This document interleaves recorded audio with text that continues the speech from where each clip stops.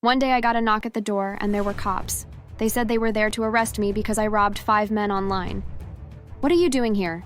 We are arresting you for bilking men of thousands of dollars. No way! Is that your picture? You told these men you loved them and they gave you money, and you also asked for their credit cards.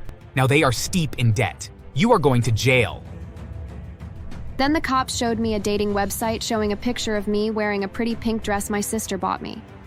It said I was single and looking for the right man. I couldn't believe there was a profile of me on the website. I told the cops that I was happily engaged, and they didn't believe me and booked me. My parents were also ashamed of me.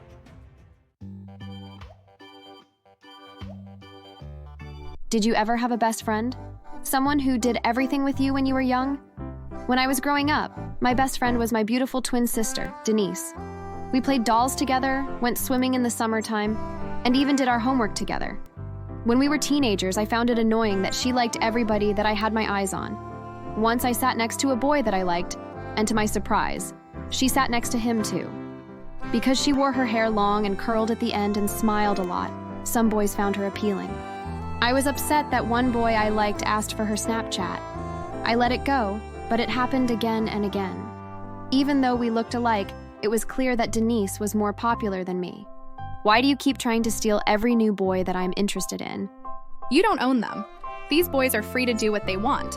If they like me, it's your problem. There are lots of boys out there. Find someone else. Hey, don't be sore. Boys will be boys.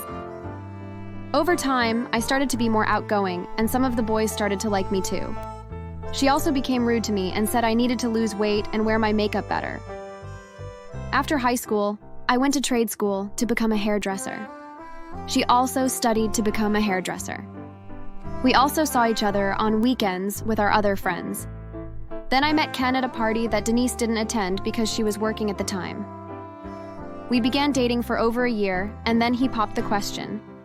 We planned to have an engagement party with friends, and although I felt uneasy inviting Denise, she was eager to attend. Afterwards, Ken told me at the party while I was busy with friends that Denise began flirting with him. She even asked him to cancel the engagement because she didn't think I deserved him. I was so mad that I immediately confronted Denise. I can't believe that you were flirting with my fiancé. I was just being friendly. Ken told me everything that you were all over him. I wasn't. He was drunk. I was only serving hi. I believed Denise and tried not to have a fight with her over what I felt were small things. Then one day, Denise said she would take me shopping and surprised me by buying me lots of pretty dresses and purses. I asked her how she was able to afford this. She said it was because she was paid lots of commission for her sales jobs. We seemed to be getting along fine all over again. I was so happy. The next week, she told me she was going on vacation to Australia and didn't know when she would be back. I wished her well and went back to work as a hairdresser and made plans for the wedding.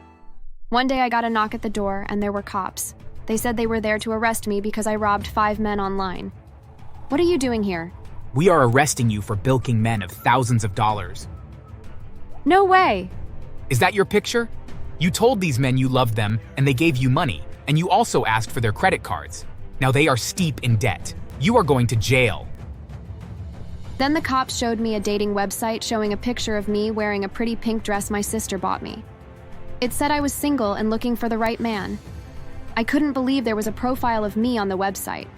I told the cops that I was happily engaged, and they didn't believe me and booked me. My parents were also ashamed of me.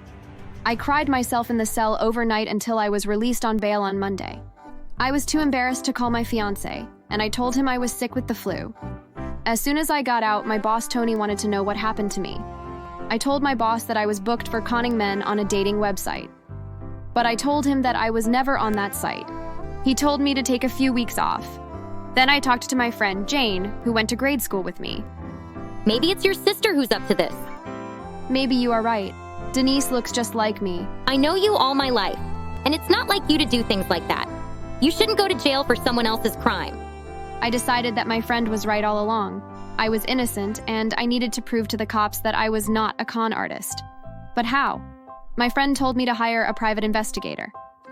Donald, the detective, went online to find out what Denise, my twin, was doing in Australia.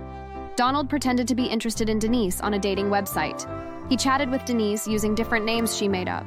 Donald figured out that Denise was lying a lot. Denise created fake stories to fool the guys she was talking to. Donald also asked people in Australia about Denise, finding out more about her tricky ways. Donald worked with legal experts to build a strong case against Denise. I told Donald that Denise needed to come home to face the charges so that the charges against me could be dropped. He pretended to be someone who could offer Denise a great business opportunity if she came home. He promised her a brand new BMW and tons of cash. She took the bait, and as soon as she landed, Donald arranged a meeting. After being released on bail, I asked the police officers to put a listening device on me, since I planned to confront my twin. I met her inside an office all wired up, and then I walked up to her. Hi, there. Hey, how are you doing, sis? Don't call me sis. You got me in jail over all your con jobs. You posted pictures of me while you took the money from all these men. How could you? I needed the money, girl. Why don't you come to Australia with me? I am here to meet a man who is going to give me a new car and tons of money. Cops have charged me when they want you. Deny it, girl. Just say someone put up a fake profile. I couldn't resist using your photo. You looked so pretty in the dress that I bought you. After I got her on tape admitting that she posted my photo online, the cops came out and arrested her. She was so angry that she slapped me and said I was a traitor. I called my parents, who raced over to confront Denise. Thanks for helping me, Mom. Are you kidding? You have disgraced us, Denise. You have disgraced the family name. If you only gave me a decent allowance, I wouldn't have to ask strangers for help. You used me. How could you? I will make sure we can escape to Australia. My sister just didn't get it. She didn't understand how wrong it was to fool people and take their money. I was also a victim, and she felt no empathy. The cops threw her in jail, and my parents wouldn't even post a bail bond. When the court case came up, I testified against my sister. The detective, Donald, also presented all the evidence. Then, to my surprise, my sister took the witness stand and kept pointing the finger at me as the con artist. Very well. State your name for the record. The divine Denise. What do you have to say? It's ridiculous. My sibling Sarah is the real con artist here. She framed me because she was jealous of my success. That's a lie, Denise. Order in the court. Let's proceed with cross-examination. Denise, can you provide any evidence to support your claim? She was always trying to compete with me. I bet she had some plan to ruin me. That's another lie back when we were young. You have always been the one jealous. Your Honor, we have concrete evidence, including chat logs, financial transactions, and testimonials from victims, all pointing to Denise's online scams. There is no evidence of framing or jealousy. Well, they must have deleted it. I'm telling the truth. The evidence speaks for itself, Your Honor. The defense's claim is baseless.